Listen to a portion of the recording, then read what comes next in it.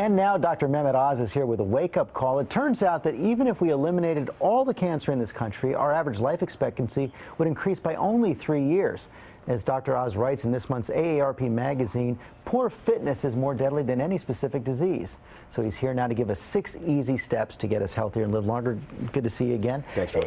The good thing about these steps is you can start them at any time. The younger the better, obviously, but no matter when you start them, within 3 months of initiating the program, you can begin to measure a life expectancy benefit. So get started. Within 3 months? Within 3 months. And don't make time your excuse, because you'll reap huge time dividends at the end, because you'll live longer and better. And the first tip is very simple but very hard to do.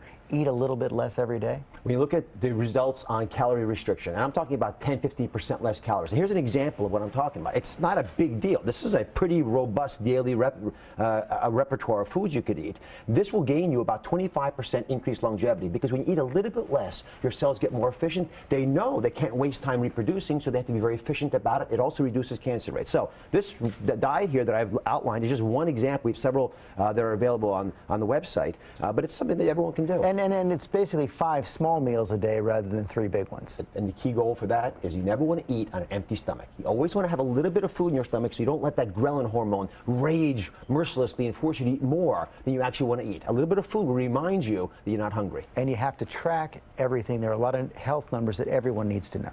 One of the mistakes people make is they hop on the scale, they think that's it. It's not. There's 6 basic numbers you want to know. You want to know your blood pressure, your blood sugar, you want to know your cholesterol numbers. That appear on the screen, you can see them full. We also want you to know your waist size, because your waist size drives those first 3 numbers. You want to know your thyroid stimulating hormone. It's one of the ways we can assess the metabolism of the body. And vitamin D is the 6th number. All of them easy to obtain. It's a single blood test. And keep track of them every month. No, you want to know them once in your life, and roughly when you know where you are, every few years, each of them vary a little bit, you recheck on them. But again, you got to know them. If you don't know your most recent numbers, then you're missing the boat. Eat less, exercise more. Exercise is the most important thing when you look across societies that live a long time. You want to have vigorous, rigorous daily activity. Start off with 30 minutes a day of walking. And you want to walk at a good pace, George. You want to really get a little bit breathy as you're doing it. And then you want a little bit of strength exercise, and you want to make sure you can maintain your balance, because falls are a leading cause of death in America. I'll give you a little test. Okay. All right? You want to stand up. You can lift your leg up in the air. Right? And here's the part. Close your eyes. Right? Now, we won't do it the whole time, but you lose your balance pretty quickly. Over time, though, that's wonderful, actually. Thank you. It really is. But over time, you actually get better and better at it. And practicing your balance is important for brain longevity. You think about doing crossword puzzles, they're fine, but the most important thing is to use your brain to do the aggressive kinds of things like dancing and balancing yourself, because it requires the brain to do lots of processing at once. That's physical, also psychological. You have to find purpose and put it all together. Yeah, you want to find out what your untapped desires are in life, and then you want to figure out why you're not pursuing them. You also want to deal with stress. Nagging unfinished tasks, also called nuts, are small little things in your life you never deal with, like the screen door hitting you in the bottom as you walk out.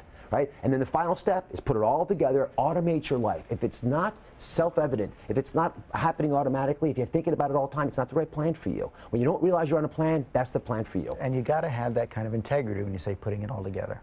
Yeah, you know, it takes a lot of effort for people to organize their lives so they can really focus in on what's important. And too often we lose that intent. And in purpose, you generally find what you need in your life. If you don't give your heart a reason to keep eating, it won't.